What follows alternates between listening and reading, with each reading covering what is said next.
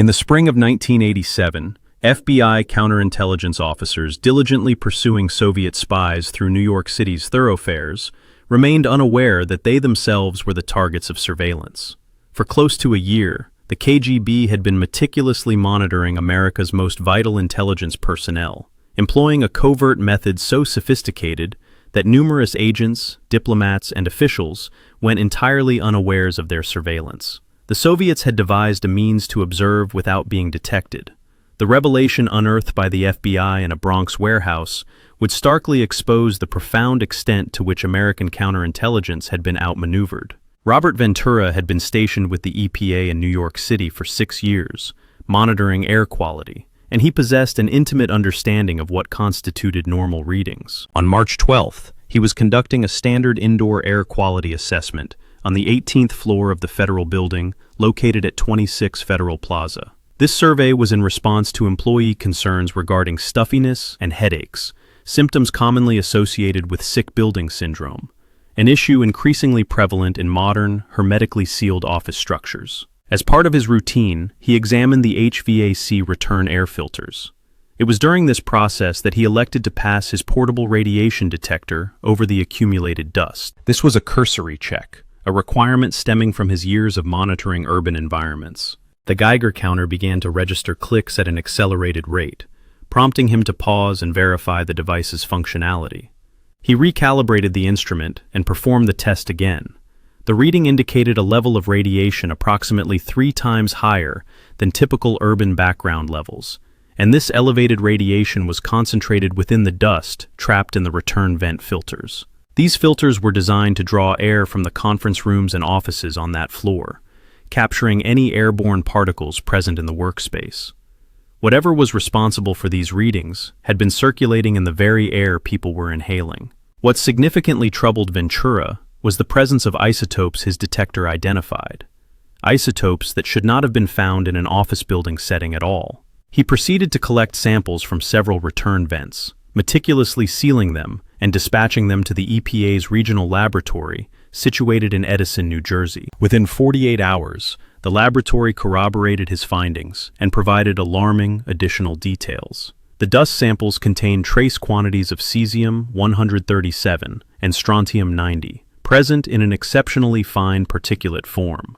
Dr. Helen Kimura, the EPA's regional director for radiological monitoring, reviewed the laboratory results on March 16th and immediately recognized that this situation transcended routine environmental monitoring. The isotopes detected were consistent with materials utilized in nuclear weapons production. However, the extremely low levels and the specific characteristics of the particles did not align with any known patterns of industrial contamination or accidental release. The conclusion was that radioactive material had been deliberately introduced into or near the Federal Building, though the motive remained obscure. On April 7th, Dr. Kimura briefed the EPA's assistant administrator, and the decision was made to involve the FBI. It was evident that the unfolding events were not attributable to an environmental mishap. Thomas Bradshaw served as a consular officer at the U.S. mission to the United Nations. His professional responsibilities encompassed the processing of visa applications, the coordination of diplomatic visits, and the management of administrative matters. Beyond his official duties, he was an avid amateur photographer, committed to the traditional practice of shooting on film, and taking pride in developing his own prints in a makeshift darkroom he had established in his apartment bathroom. On April 14, 1987, he arrived at his workplace shortly before 9 o'clock, participated in a staff meeting, had lunch in the mission's cafeteria, and devoted the afternoon to coordinating arrangements for a trade delegation. 3 days later, Bradshaw delivered 6 rolls of film to his customary photo lab on the Upper East Side, a well-regarded establishment named Precision Photo, known for its specialization in serving discerning photographers who prioritized superior quality. When he returned to collect his prints on April 20th, the proprietor, Morris Clean, requested a private conversation. Mr. Clean had been developing film for 3 decades and had encountered virtually every photographic error imaginable. However, the condition of Bradshaw's film presented something entirely unprecedented. All 6 rolls were compromised, but not in the conventional ways. The negatives displayed a distinct pattern of fogging, characterized by cloudy areas and streaks, which Mr. Clean instantly recognized as indicative of radiation damage. He had previously encountered such phenomena in technical literature, in photographs taken near nuclear test sites during the 1950s, and in accounts detailing how Kodak had identified above-ground nuclear testing by observing unexplained fogging in their film stock. Mr. Clenny inquired of Bradshaw whether he had recently been in proximity to any X-ray machines, medical facilities, or industrial sites that might employ radioactive materials. Bradshaw, perplexed, insisted that he had not encountered any such environments. His work, he explained, primarily involved administrative tasks within an office setting. He departed the shop feeling unsettled, spending the remainder of the day attempting to comprehend the inexplicable damage to his film. That evening, he telephoned the State Department's security office and filed a report detailing the ruined film and the photo lab owner's assessment of radiation exposure as the cause.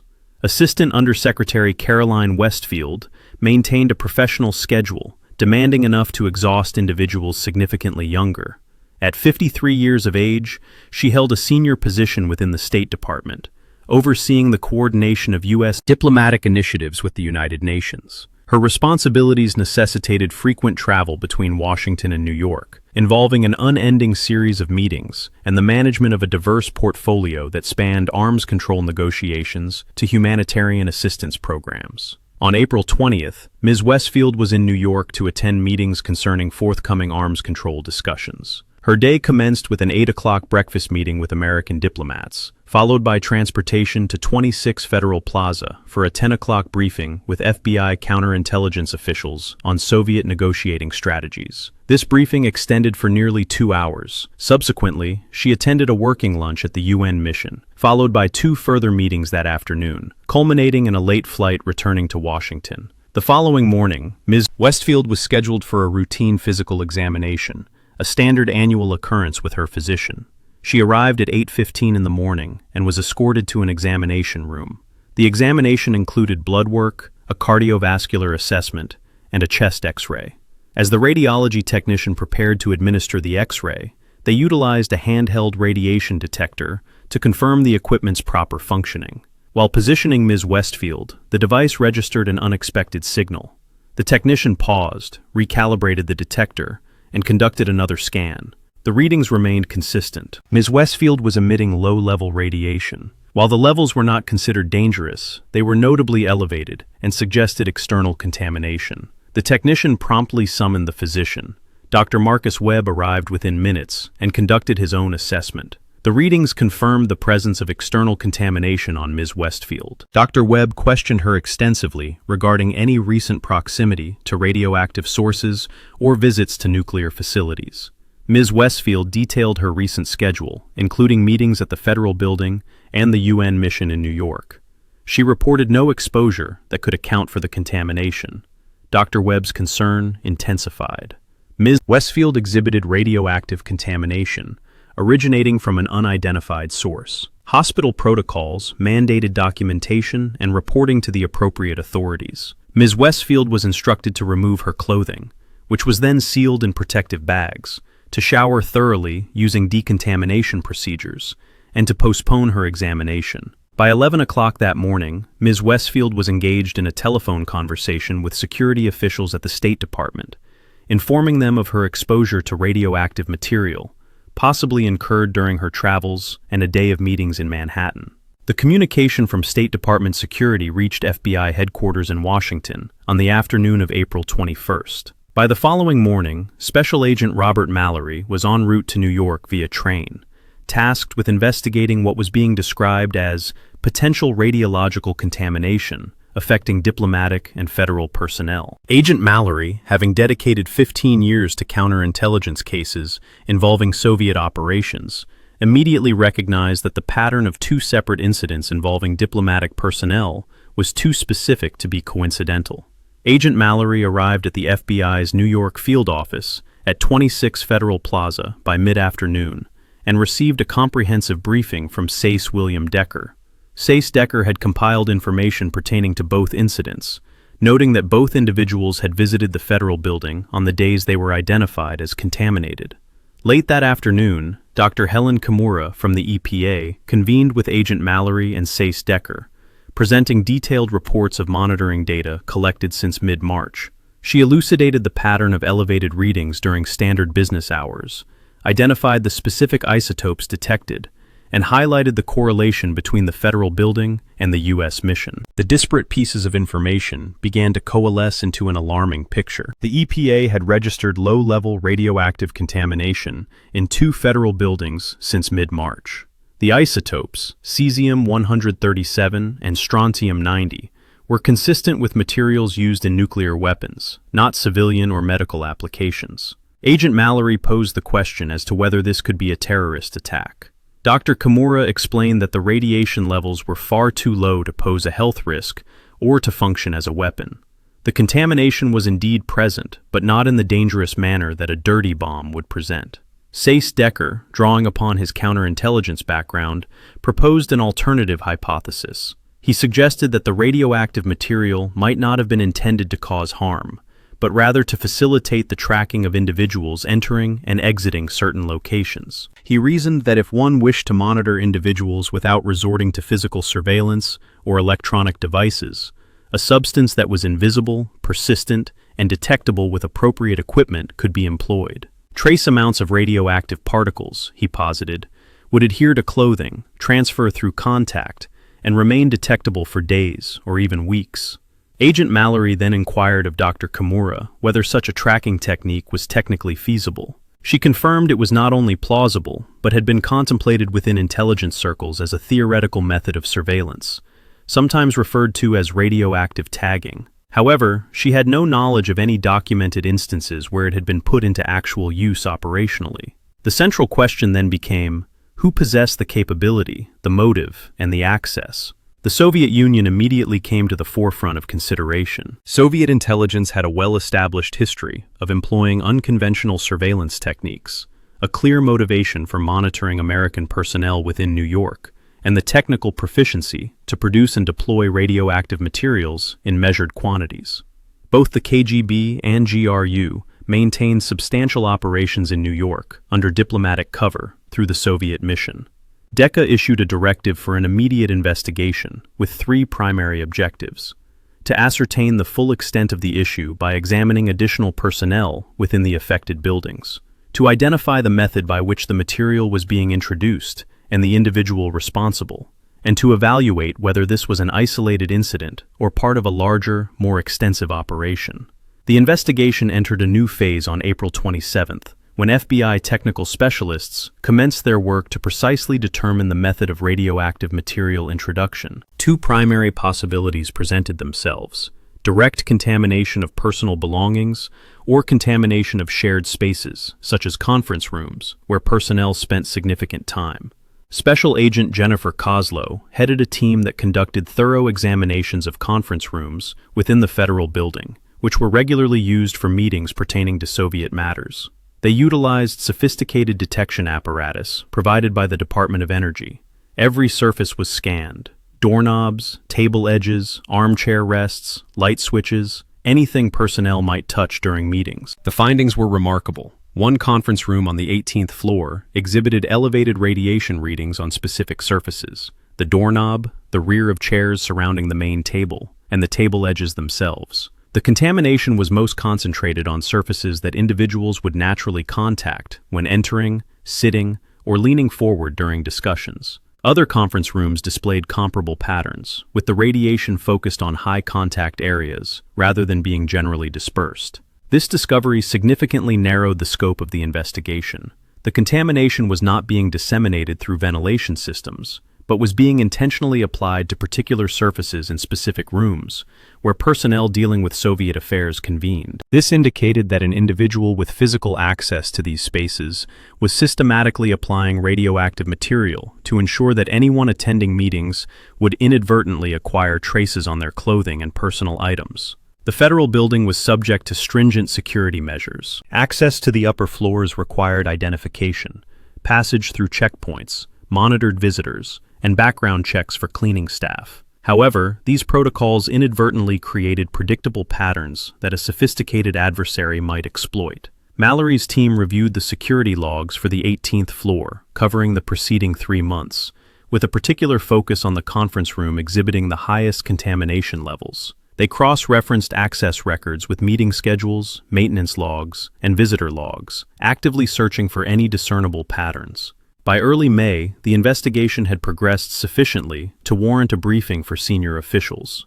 Mallory traveled to Washington on May 4th to present the findings to a select group, which included representatives from FBI counterintelligence, CIA counterintelligence, the State Department's Intelligence and Research Division, and the Defense Intelligence Agency. The briefing was classified at the highest levels and centered on three key points. The contamination was a tangible and ongoing issue. The pattern of targeting strongly suggested Soviet involvement, and the technique employed represented a significant capability that American intelligence had not previously encountered. The response from the intelligence community was a mix of concern and skepticism. Some found the evidence persuasive and advocated for immediate action. Others questioned whether alternative explanations had been adequately explored and ruled out. This debate highlighted a genuine uncertainty regarding attribution. Establishing conclusive proof that a foreign intelligence service was responsible for a covert operation was inherently challenging. Mallory returned to New York on May 5th, with authorization to continue the investigation, but with explicit instructions to develop irrefutable evidence of Soviet involvement before any diplomatic or public action could be contemplated.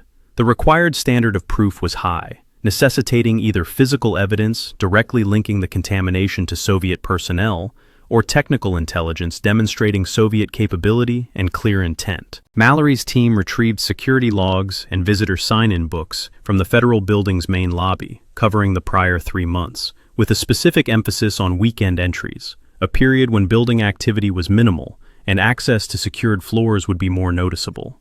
The sign-in books were a standard procedure. Every visitor was obligated to provide their name, affiliation, purpose of visit, and the name of the federal employee they intended to meet. Security guards were tasked with verifying these details and issuing temporary credentials accordingly. The critical breakthrough originated from an FBI analyst named Sarah Chen, who was meticulously reviewing the weekend sign-in entries.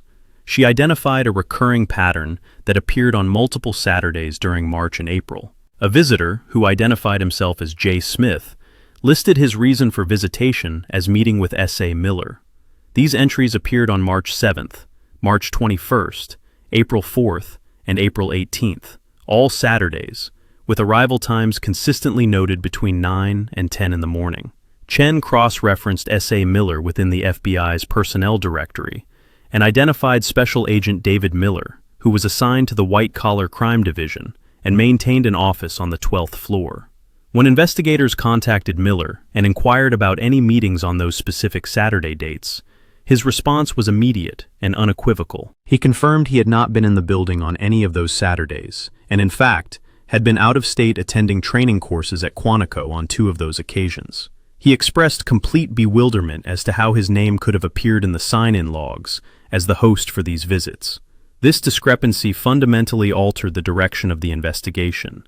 It indicated that someone, presumably Smith, had obtained legitimate visitor credentials by utilizing the name of a genuine FBI agent who had no awareness of these visits. The credentials had been processed through official channels, suggesting either that someone within the federal bureaucracy had been misled or manipulated, or that a more significant security lapse existed within the credential issuance system. More importantly, the dates of Smith's alleged visits correlated almost precisely with the spikes in radiation readings documented by the EPA on subsequent Monday mornings. If Smith had been applying radioactive material to surfaces during these Saturday visits, personnel arriving for work on Monday would begin transferring the contamination, thus creating the detected pattern. Mallory made the decision to set a deliberate trap. The EPA data indicated that contamination levels typically required replenishment every 7 to 10 days, implying that if the established pattern persisted, Smith would likely attempt another weekend visit in the near future.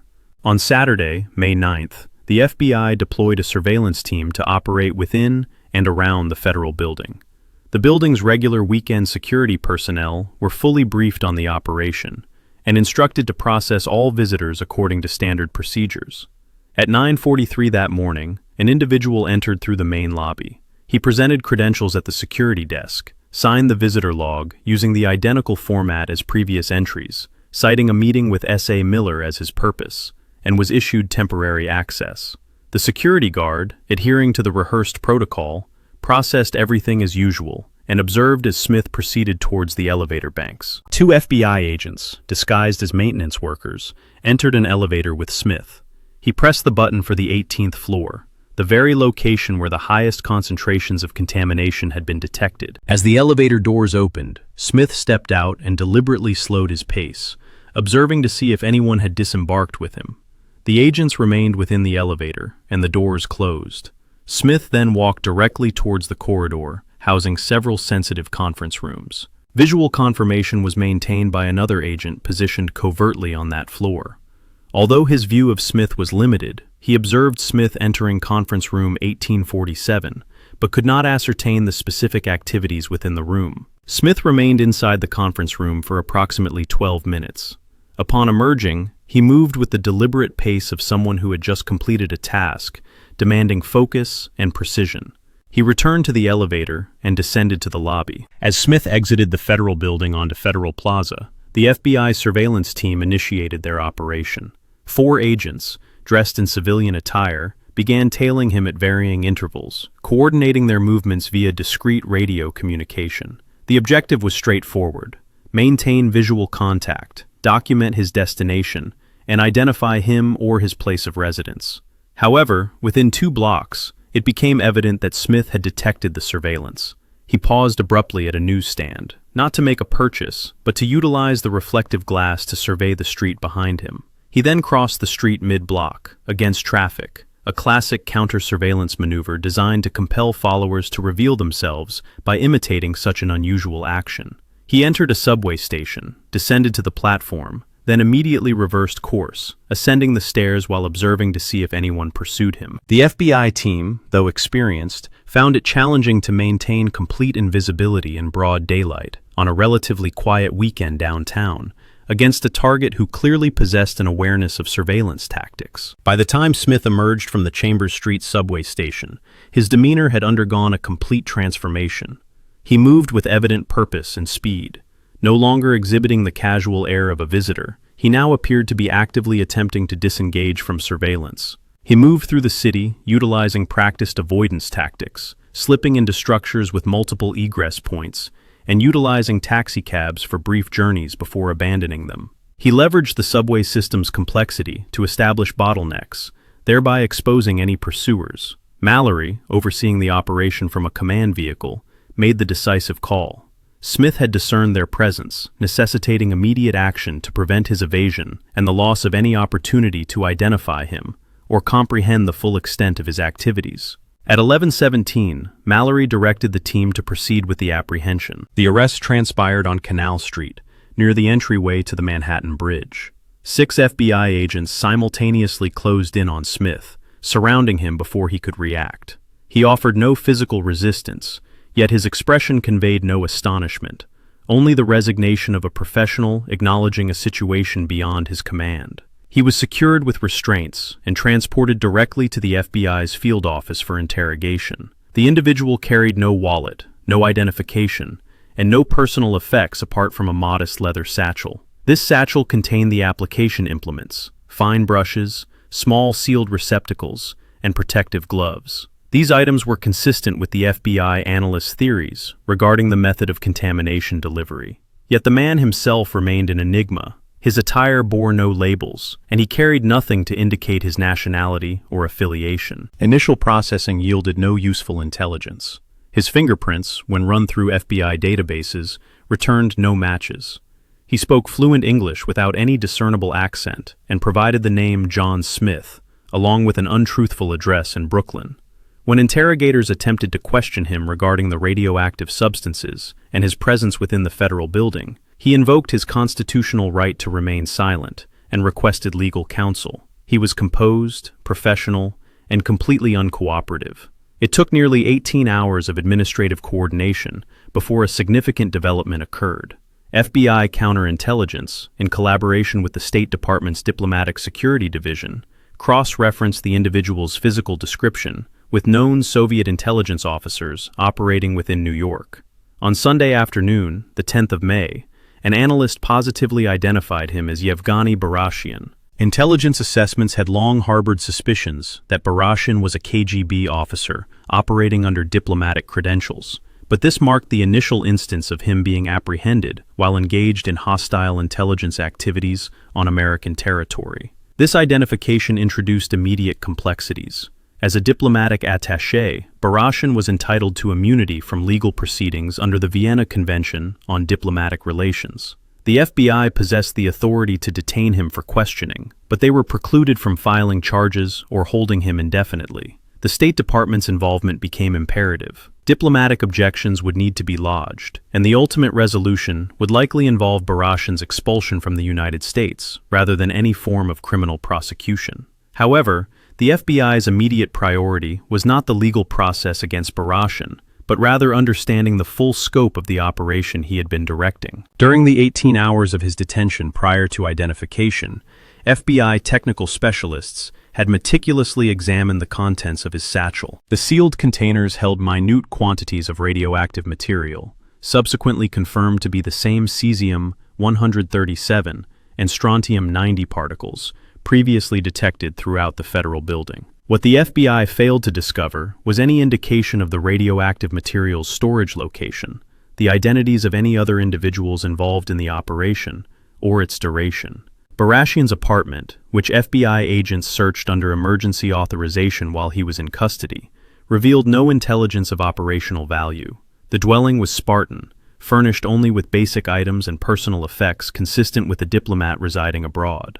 There were no documents, no communication devices beyond a standard telephone, no radioactive materials, and no evidence suggesting the apartment was utilized for purposes beyond sleeping and sustenance. The State Department, having been apprised of Barashian's apprehension and the corroborating evidence of his involvement in the radioactive surveillance operation, acted swiftly. On Monday, the 11th of May, diplomatic communications were transmitted to the Soviet mission, formally declaring Barashian persona non grata and mandating his departure from the United States within 72 hours.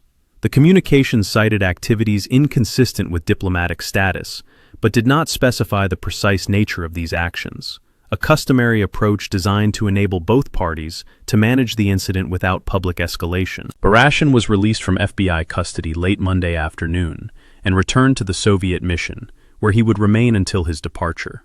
The FBI maintained observational surveillance on the mission, documenting arrivals and departures, but discernible operational activity from the exterior was minimal. The Soviets, cognizant that one of their officers had been compromised, and that the FBI now possessed some understanding of their activities, appeared to be dismantling their operational infrastructure. This placed the FBI in a frustrating predicament.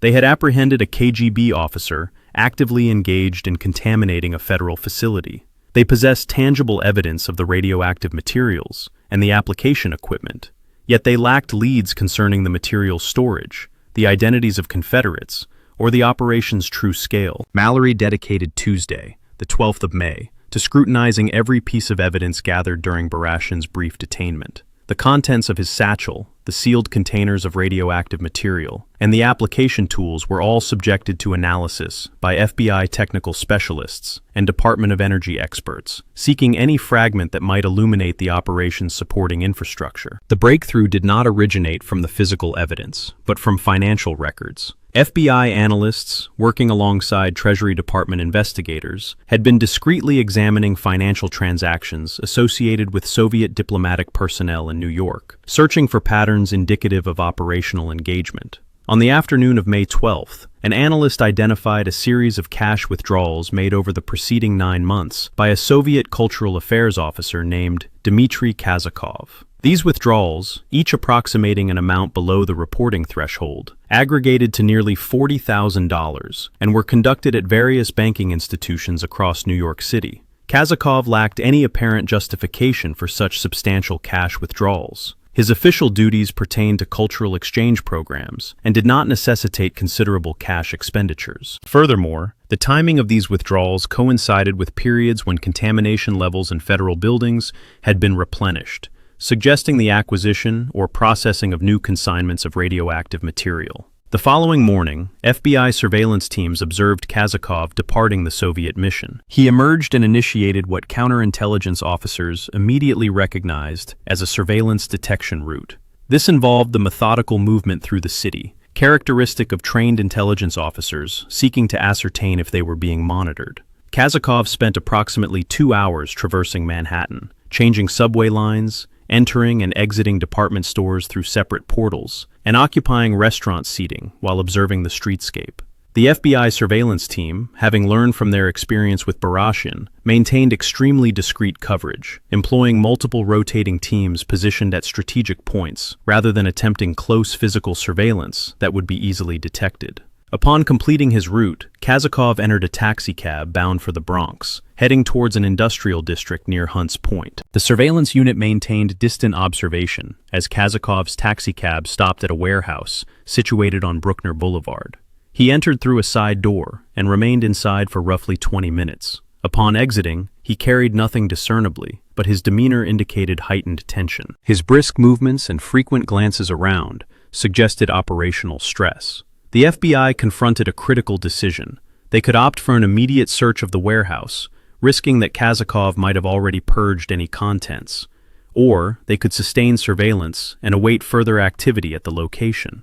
Mallory, in consultation with FBI leadership and the U.S. Attorney's Office, opted for prompt action. Within 2 hours, a federal judge had issued a warrant, and FBI agents, accompanied by DOE specialists equipped with protective gear, prepared to access the facility. The entry commenced at 8 o'clock in the evening on May 13th. The warehouse comprised an area of approximately 1,500 square feet.